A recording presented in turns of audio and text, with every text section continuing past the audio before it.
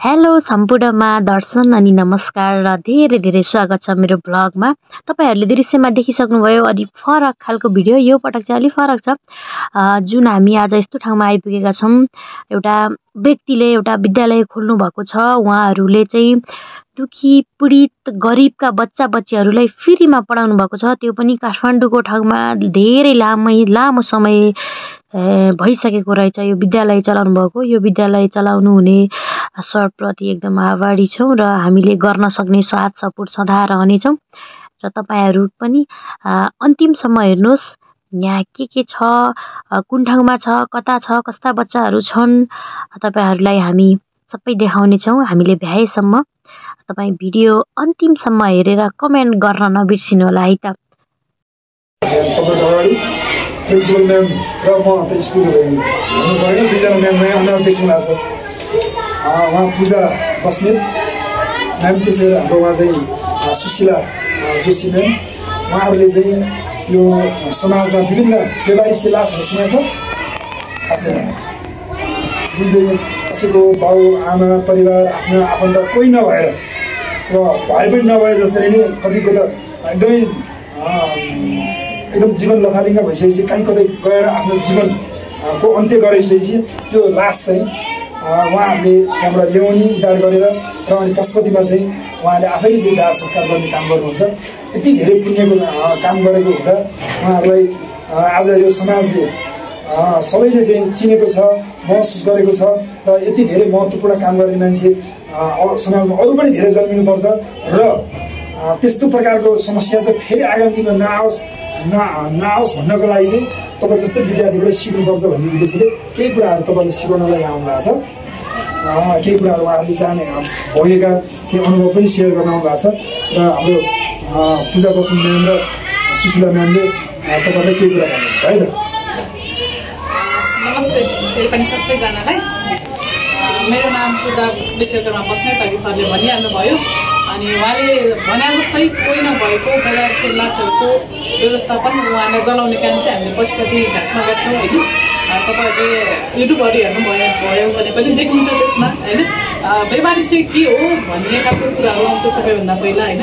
तपाईँ हामीले यो उमेरमा बुझ्न जरुरी छ। तपाईँहरू 7मा पढ्दै हुनुहुन्छ, कति वर्षको हुनुहुन्छ है, अलिकति उमेर भएकै हुनुहुन्छ होइन। यो उमेरमा तपाईँहरूले बुझ्न जरुरी छ व्यवहारिक चाहिँ भनेको के हो होइन। जब तपाईँ हामी यो उमेरमा राम्रो पढ्दैनौँ, बुवा आमाले भनेको मान्दैनौँ, हाम्रो गुरुहरूले भनेको मान्दैनौँ होइन, टिचरहरूले भनेको मान्दैनौँ, अथवा साथीभाइले भनेको मान्दैनौँ, हामी नराम्रोसँग नपढ्छौँ, हामीलाई पढ्न मन लाग्दैन, के गर्न मन लाग्दैन, हामी आफ्नो तरिकाले बाँच्न खोज्छौँ। अनि त्यसपछि हाम्रो अवस्था कस्तो हुन्छ, कसैले पनि माया गर्दैन होइन, न त कसैले मान सम्मान दिन्छ। अनि हामी घुम्दै फिर्दै कहाँ जान्छौँ, बाटोमा तपाईँले बाटोमा हिँड्दाखेरि देख्नुहुन्छ नि धेरैजना माग्ने मान्छेहरू हुनुहुन्छ होइन। तपाईँको आमाहरूसँग तपाईँ जाँदा, बुवासँग जाँदा, तपाईँ आफै पनि सडकमा अथवा मन्दिरमा जाँदाखेरि माग्ने मान्छेहरू देख्नुहुन्छ। कोही बुढाबुढी देख्नुहुन्छ, कोही भर्खरका देख्नुहुन्छ, तपाईँको उमेरका मान्छे पनि धेरैजना हुनुहुन्छ होइन। कोही जहाँ रक्सी खाएर बसिरहनु भएको हुन्छ।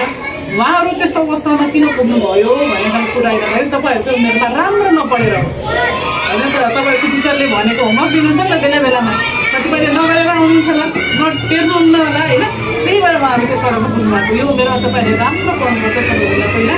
अनि त्यसपछि सडकमा तपाईँले धेरैजना मान्छेहरू देख्नुहुन्छ, उहाँहरूको लागि पनि तपाईँहरूले राम्रो सोच्नुपर्छ होइन। उहाँहरूले मागिरहनु भएको छ भने उहाँहरूलाई कहिले पनि गाली अथवा हेला अपहेलना गर्नुहुन्न। एक हप्ता मागिरहेको वस्तु माग्ने मान्छे भनेर कहिले पनि नगर्नुहोस्। तपाईँसँग छ भने दिनुहोस्, छैन भने मिठो बोलेर गर्नुहोस् होइन, ताकि उहाँहरूले चाहिँ तपाईँलाई धेरै आशीर्वाद दिनुहुन्छ। अनि उहाँहरू सडकमा माग्दै जसको कोही हुँदैन, जसको आफन्त हुँदैन, उहाँको मृत्यु हुन्छ। मृत्यु भएपछि उहाँलाई जलाउने मान्छे कोही पनि हुन्न। तपाईँ हाम्रो घरमा मान्छे मरेपछि हाम्रो परिवारले लानुहुन्छ नि त, मान सम्मान गरेर लानुहुन्छ, घाटसम्म पुर्याउनुहुन्छ, फुलमाला चढाउनुहुन्छ, जलाउनुहुन्छ, रुने मान्छे हुन्छन् होइन।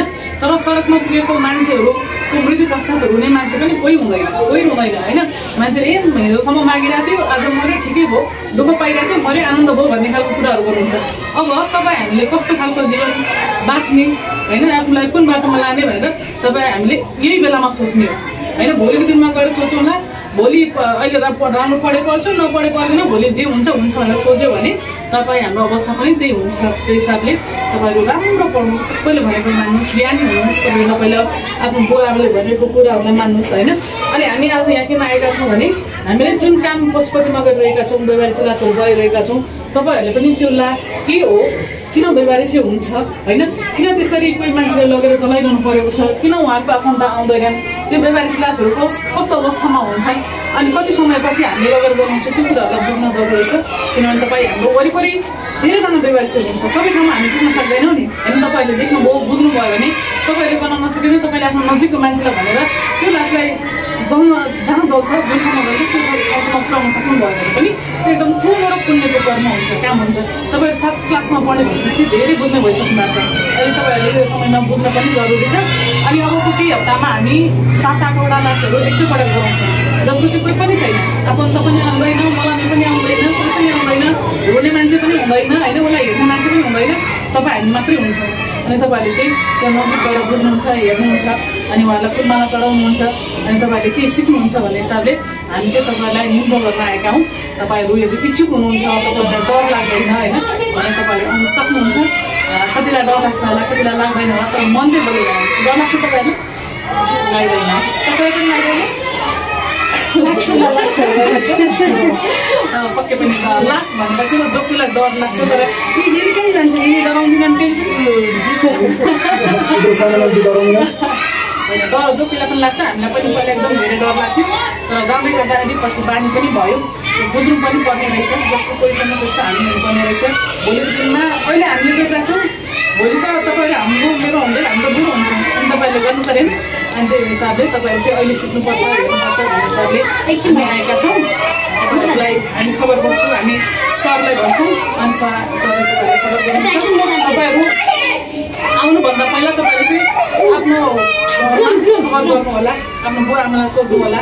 यसरी दाइ दिदीहरू आउनु भएको व्यवहारिक लासहरूको बारेमा भन्नुभएको थियो, अब पनि तपाईँको बुवा आमालाई चाहिँ थाहा छ, उहाँले हुन्छ जाऊ भन्नुहुन्छ भने तपाईँलाई हुन्छ यति भन्न चाहन्छु। नडराएर आउनु होला, किनभने यो भनेको जो कोहीको जीवनमा काम लाग्छ। भोलिको दिनमा तपाईँ हामीले बाँचिरहेको छौँ, अहिले यहाँ आएर म बोलिरहेको छु, भोलि म कहाँ गएर मर्छु भन्ने कुरा त मलाई थाहा छैन नि होइन। मान्छेको मृत्यु कहाँ लेखेको हुन्छ थाहा हुँदैन, आज मलाई यहाँको चिन्छ होइन, तर नयाँ ठाउँमा त कसैले चिन्दैन नि।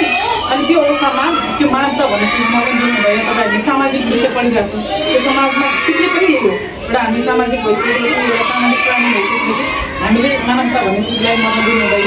बाँच्नुन्जेल त मान्छे जसरी पनि बाँचिरहेको हुन्छ कि, मागेर भए पनि बाँचिरहेको छ, खाइरहेको छ, घुमिरहेको छ, तर मरिसकेपछि उसलाई चाहिँ हेला गर्नु भएन होइन। भोलिको दिनमा हामी पनि मऱ्यो भने हामी त्यस्तो कसैले नगरौँ, समयमा गर्न पाऊँ हामी होइन। त्यो हिसाबले चाहिँ मैले त्यति भन्न बुझाउँछु तपाईँहरूलाई।